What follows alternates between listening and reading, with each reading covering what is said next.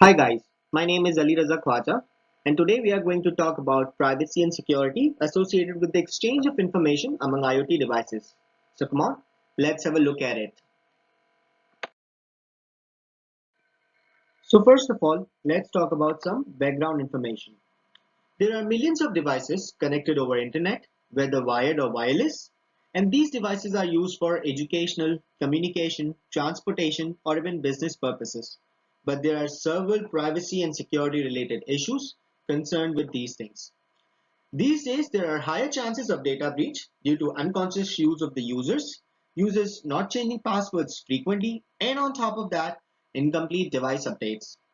Apart from this, even intruders are very smart these days because they have got cool phishing techniques and malwares which could easily help them to steal our information.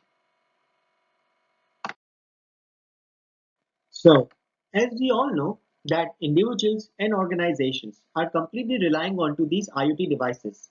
So it's very important to avoid becoming complacent with them because just one unsecured device could easily become a gateway for an intruder. Which is why it's very important to implement a robust method to protect their IoT devices. But in such circumstances, what's the solution then? Now let's talk about some recent methods through which the problem is being solved partially. End-to-end encryption is a method where the message is being encrypted by the sender before sending. It's decrypted once received by the server in order to check for spam or viruses, and then it's again decrypted before sending to the receiver. And finally, once received by the receiver, it's decrypted again to view the data.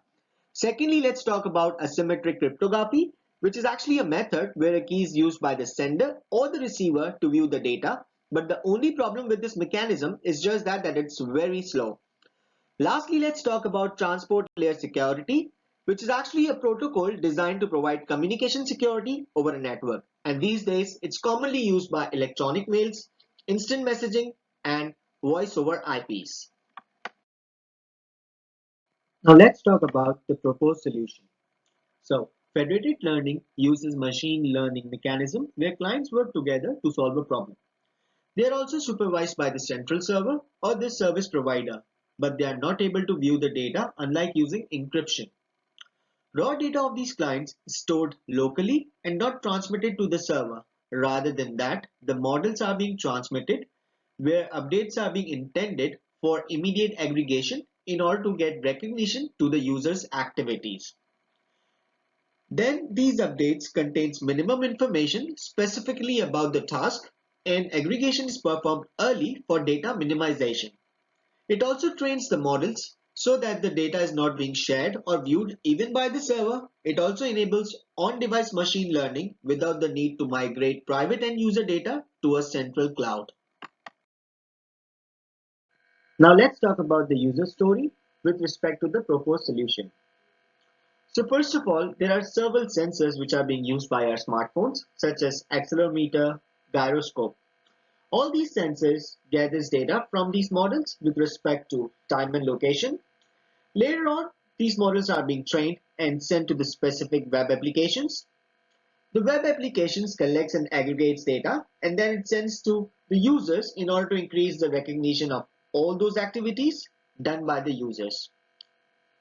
The data is being sent in the models after being trained, and confidentiality is further enhanced when the user's model reaches the cloud because the model is encrypted before sending and is only decrypted when hundreds or thousands of models are present there. All those models are being sent by the user to the cloud and are only deleted as soon as it's decrypted.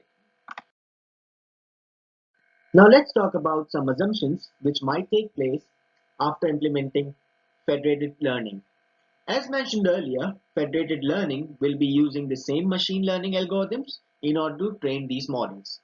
The activity labels of these users becomes homogeneous, and on top of that, the acquired data is also homogeneous in all the mobile devices connected to a network using federated learning.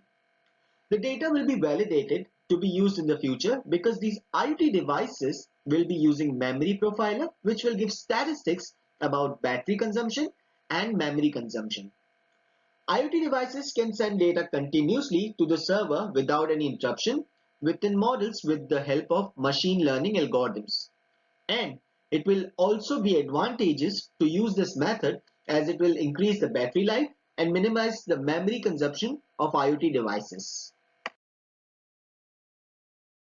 Thank you so much for your time, guys.